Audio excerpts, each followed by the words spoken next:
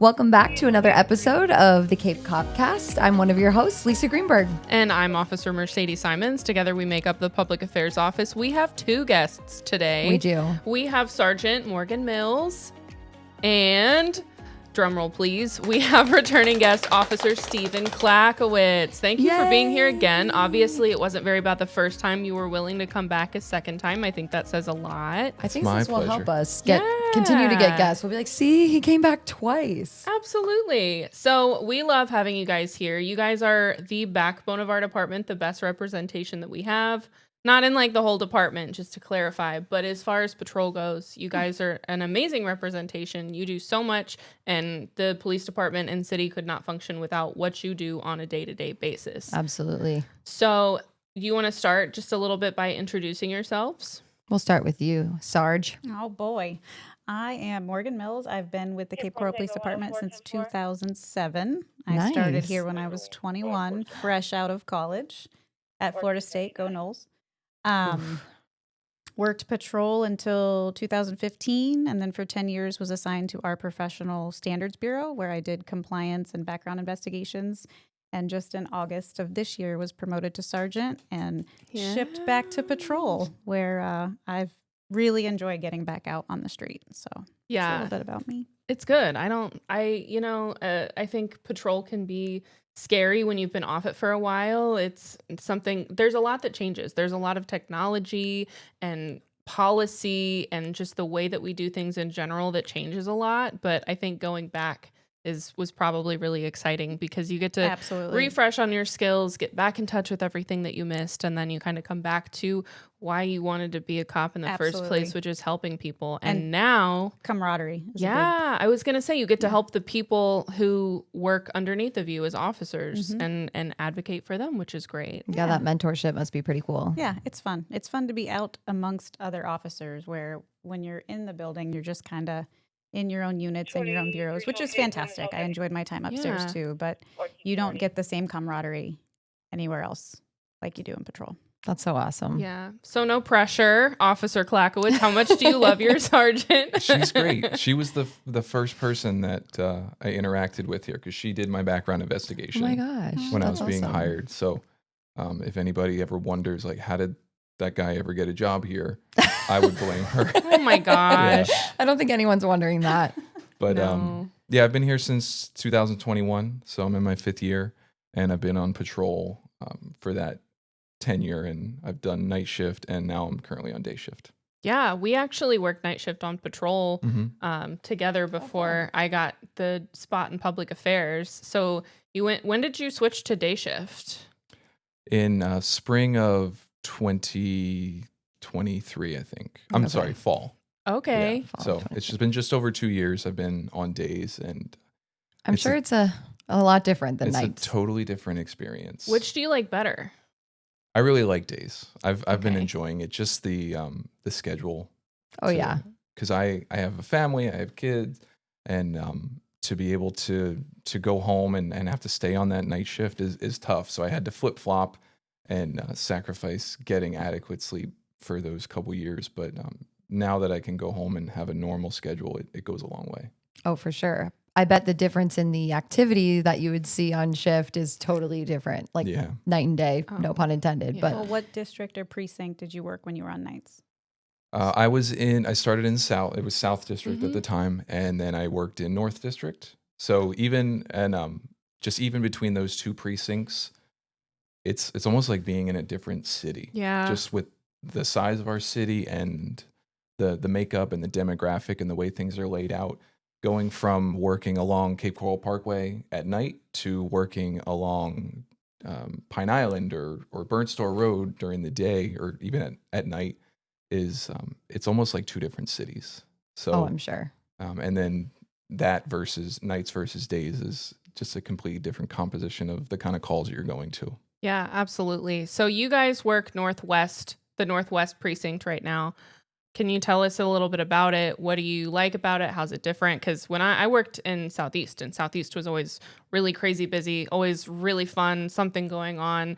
You had the bar district, so you could always look for drunk drivers or whatever was going on. So what is Northwest like? very residential. Yeah. I mean, we've got Pine Island Road that has some commercial properties and some businesses. We've got Burn Store, so you've got a lot of folks that are coming in from outside of our city that are using that as a thoroughfare, but a lot of residential properties. So we see a lot of burglaries, thefts, a juvenile problem here or there at the parks, but not to the same extent that you're going to see in South District. Yeah, and Northwest is probably the least populated precinct in the city. So just the volume of calls will be different. Somebody in Southeast working the same shift as me, their day is pretty back to back with having to go to calls, and it makes the day go quick. With Northwest, we get a little more downtime throughout the day, and I don't want to brag about it, but we get the opportunity to be a little more proactive with doing traffic or community related stuff that we have the desire to get into. We have that ability. Do you want to tell the people a secret and give away some of your favorite places to run traffic that you see the most issues with? In Northwest, it's Burnt Store Road. Burnt Store, I was going to say. And it's not a secret. You'll see us along there, and we're trying our best to to address the concerns that people have. Educate the motoring public. Mm-hmm. Yeah. Well, that's why I say it. I say it jokingly as a secret, but we don't want it to be a secret. We're going to be here. We're going to be enforcing things. Stop doing stupid stuff and speeding. Just drive safely. I think that's probably the overall message that drive safely. That we all want to get across. home to our families. We want our citizens to get home safely to their families and their kids or whoever they have waiting for them. And the best way to do that is to drive safely. Thank you guys for what you do in enforcing traffic. Yeah. So that's got to be a big part of the day for sure. It is a big part of the day. I feel like we kind of want to give people who are listening some insight into what like a typical day in the life is like. So if both of you would tell us kind of how was today? What have you been up to today? What's it been like? Today and day shift, how it differs from night shift is, when we come in at 6 a.m. or 7 a.m., there's typically not a lot of calls holding. So you have some downtime sometimes in the morning. It depends on where you work in the city to maybe catch up on things that you didn't get from the last shift or to do that proactive type stuff. And with day shift, as the day goes along, the call volumes they'll increase as there's more traffic and there's just more people out doing things. With night shift, when you come in at 6 p.m. or 7 p.m., typically there's calls already holding and there's a lot going on, and you get right to work and you get to it and you're busy until maybe after midnight, and then that's when you get your time to maybe catch up on some things and then ride out the rest of the shift and hopefully go home on time. Hopefully. Yeah. So when we start our day, I'm coming to the station. You might stop for gas on the way in, but you're coming to the station, checking through emails, checking to see if there's anything holding, anything left over from the night before. And then we'll start our shift with a roll call. Officers start their day at 6 a.m. or 7 a.m. I'm here by 5:30 a.m. And we'll start the day with a roll call where we can go over anything that was carried over from the night before, any training that we might need to do, any updates that are passed down from, second floor, third floor, other bureaus, BOLOs. What else might we go over? Any carryovers. So if we have an area of the city that might have a higher volume of vehicle burglaries or construction thefts, we'll set up targeted area patrols, and we have officers that try to do extra patrols in those areas just for more visibility to try to prevent more of those crimes from happening. We'll go over that kind of thing. Like I said, if there's training or inspections that need to happen, we'll handle that at roll call at the very beginning of the shift. From there, we'll kind of break off into our own precincts. And if there's anything that I specifically need to go over with anyone from Northwest or anything that they need to address with all of us, then we'll kind of break off and maybe grab a cup of coffee or maybe meet up at a park or somewhere that we know there are some issues, and we'll handle that and have those chats and be able to debrief on what the day brings.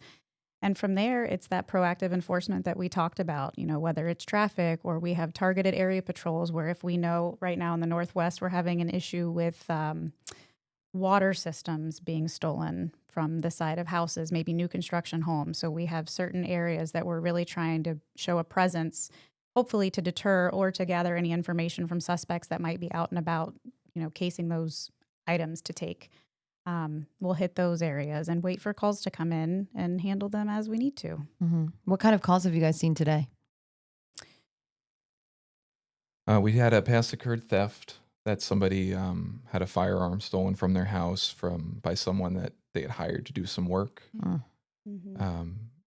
Vehicle crashes are during the day. Those are a lot more frequent than on night shift, for just because sure. of the volume of cars on the road. Yeah. Right. So vehicle crashes, and our traffic units are here during day shift, so they're able to assist with some of those traffic crashes, and also our public service aides can handle those as well. But it's a variety of calls. I mean, I just came from a burglar alarm call, and the alarm goes off in somebody's house. Their alarm company notifies us, and we go check it out. So, What would you say that your top 3 calls that you go to during the day usually are? Probably accidents, I would say, Crash. is one. vehicle burglaries. Mm-hmm. Because they'll happen overnight, and as people wake up to go to work or go to school, they'll notice maybe they didn't lock their car overnight and somebody may have gone through it. So those types of reports are taken with day shift a lot. So sometimes they're waiting for us when we get in. Mm-hmm. And vehicle crashes and a disturbance here and there, but not to the level that night shift sees. Yeah. Yeah. Yeah. You guys are essentially the face of the department. You're the first people that our citizens are seeing. They're seeing you guys out on the road or at their local stores investigating retail thefts or whatever it might be. And I think it's kind of interesting because with like these big crimes, like I think it was last week, we had that robbery. You guys are the first ones on scene. You show up, you handle the case, and then you hand it off to the detectives. Kind of tell us about that process too.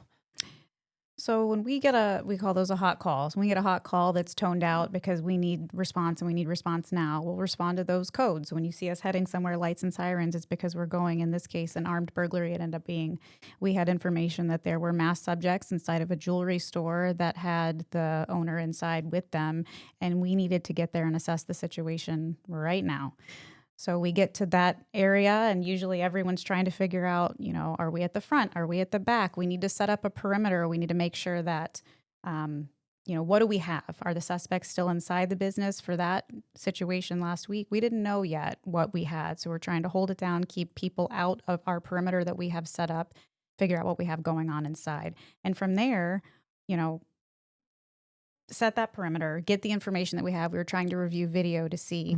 At the end of that, we determined that those folks fled before we got there as we were pulling up to the front prior of the to business as well. Correct. That's what was so painful. They were leaving the back of the business. You weren't here for this one. No. You missed it. Mm-hmm. But we don't know that information until we can ascertain. And sometimes video doesn't work as quickly as we want it to work. And I know we've got folks that are in the area that are wondering, what are you guys doing? It looks like you're just standing around. Well, I can assure you, there's always something that's going on. We're waiting. We had the UAV up. We had the choppers up. And we're trying to gather all of the information and simultaneously keep folks safe. We don't want them coming into the area.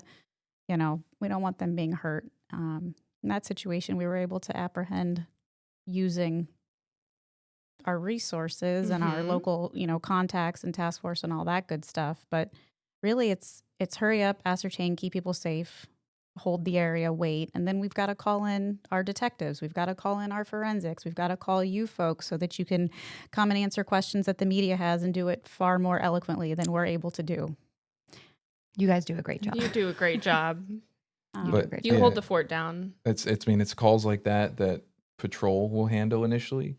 The most serious types of calls are to even the most, minimal priority type of calls.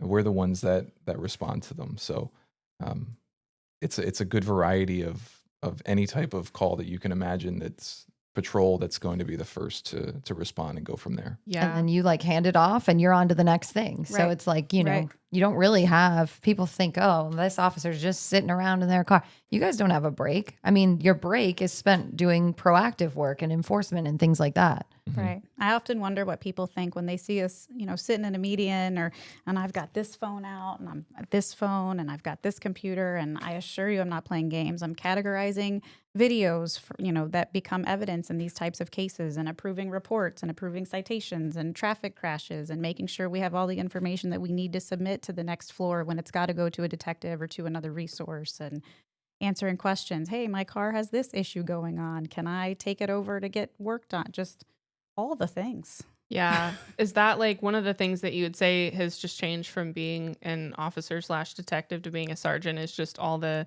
like, I feel like you're probably everywhere answering 10 people's questions at the same time and trying to get everything approved and make sure everybody's reports look good when somebody else reads them. It is. I think I'm pretty fortunate in the folks that I have that have some time under their belt and they don't need me to hold their hand or babysit them. So I know when one of them is calling me for something, it's because they need approval for a resource that they can't authorize themselves and I have to, or they really just have something that requires me to weigh in on, because other than that, they're self-sufficient and I greatly awesome. appreciate that. That's Yeah. awesome. I try my best to make hers or any sergeant that I've had to make their life easy, because I know that they do a lot. And we try, among other officers within our precinct and even our entire shift, to fix a problem or find an answer before having to go to them.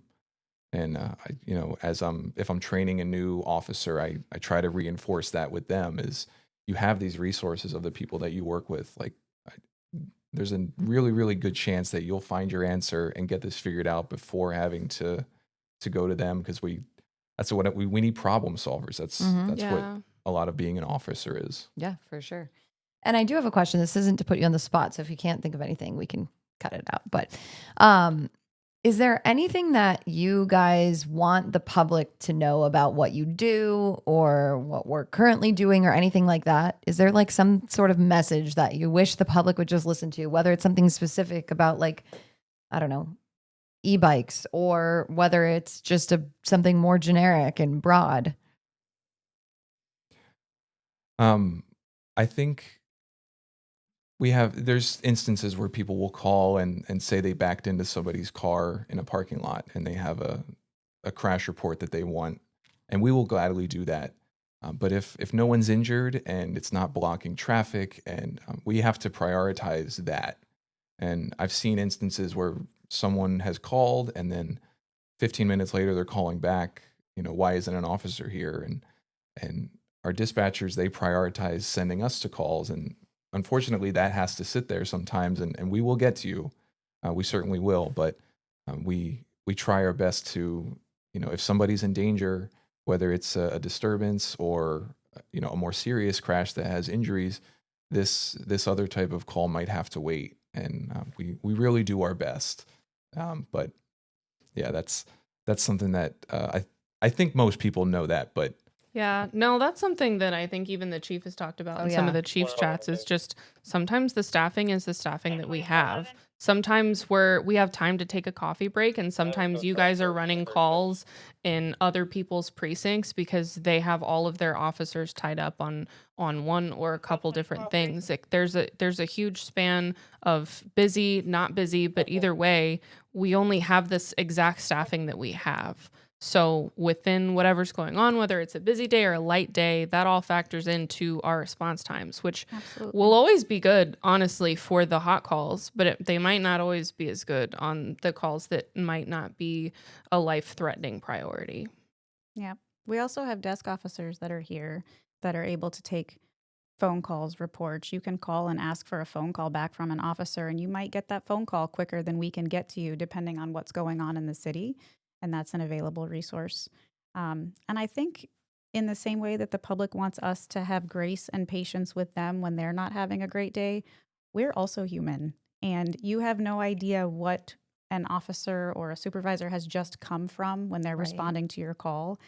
They could have come from a terrible traffic crash. They could have come from a death investigation. They could have come, from sitting on a house for several hours with victims of some pretty significant crimes, and that could be weighing on them. And so if we could all just have grace with each other, both the officer to the public and the public to the officer, and approach it from that standpoint, I think that would go a long way, not just here, but really anywhere. Yeah, I think that's a good message for sure. I think people can get frustrated thinking that, of course, whatever is going on in their life, they got into a minor fender bender and now it's oh, it's such a bad day. I have to do this crash report and I have to call my insurance and it's awful. And now the officer's taking 30 minutes plus to get here. What's taking so long? Yeah. But in the grand scheme of things, if you just zoom out and realize your situation isn't that bad, it could always be worse. Have Yeah. some grace. Yeah, you can have an officer that's there handling your crash. That's a major deal for you. But now that officer is working overtime and missing an event for their child that they were looking forward to, and they're wondering how they're going to explain that to their kiddo. And that's a tough thing. And that's not to say that gives us an excuse to be unprofessional or sour. This is our job. We're paid to do it, and we're grateful to do it. But if we could just show a little bit of grace on both sides, I think that would go a long way. Yeah, absolutely. I think it just goes back to the initial reason why we do what we do is we're here to help people. We want to help you. We have the heart to help you. And sometimes it just takes a little more time to get to this call, or you have to remind yourself to have a little more patience because everybody has their own stuff going on. But in general, I would say you guys do an absolutely phenomenal job. We rarely ever get complaints on you guys, not you guys specifically, but I would say like patrol in general. We don't even get a ton of complaints because you guys are just so professional in everything you do. And I think that's one of the things about working in Cape Coral specifically is we have such a good relationship with the community that we know that they know that when we come, we're there for them. They get our time. We're there to listen and help them. And I think that that's really felt back and forth. And we see a lot of that, especially in public affairs, is just the good response that we get from the community that they see that you're there to help them. And they really appreciate that. Definitely. All right, guys, anything else you want to cover? I don't think so. You guys crushed it. Thank you. Yeah, I think that was great. Thank you guys so much for joining us. This is really enjoyable. Thanks just for to talk inviting us. about the heart of the department, the heart of patrol and police work in general. Absolutely. Well, we will catch you guys next time. Maybe we'll get you for round 3. Yeah. Let's do You it. never It's know. The podcast hat trick. Yeah. Yeah. We need to do that. That's awesome. Well, thank you guys so much. And if you're listening or watching, we'll see you next time. Have a Stay good one. safe. Thank you for listening to the Cape CopCast, where we dive into the heart of the Cape Coral Police Department's safety initiatives, community relations, and the insightful stories of different officers that make up our department. Please like and share our podcast. If you have feedback, you can email capepdpao@capecoral.gov. And remember to follow us on social media. Our handle is @CapePD on all major platforms. Stay safe, stay Cape.